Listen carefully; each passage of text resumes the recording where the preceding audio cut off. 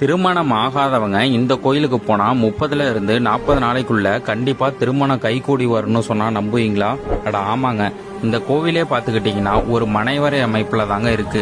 இந்த கோவில்ல இருக்க மாப்பிள்ளை சுவாமிக்கு நீங்க 3 மாலையை வாங்கிட்டு போனீங்கன்னா அதுல பூஜை பண்ணி ஒரு மாலையை உங்க கழுத்துல போட்டு விடுவாங்க. அந்த மாலையை போட்டுக்கிட்டு அங்க இருக்க அரசாணி காலை நீங்க 3 முறை சுத்தி வந்தீங்கன்னா 30ல இருந்து 40 நாளைக்குள்ள திருமண தடையெல்லாம் விலகி கண்டிப்பா திருமணம் ஆயிடும்னு சொல்லப்படுது. விஷ்ணுவுக்கு சக்கரம் கொடுத்த ஸ்தலம் இங்க நவகிரகங்கள் கிடையாது, அதுக்கு பதிலா கிரகப்படி உண்டு.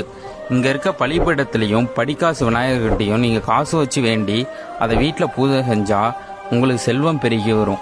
ஆனால் அந்த பெண்ணாலும் 30 திருமணம், பிஸ்னஸ்ஸு, உத்தியோகம், குழந்தை நல்லா உடல் படிப்பு போட்டு எல்லாத்தையுமே விசேஷம்.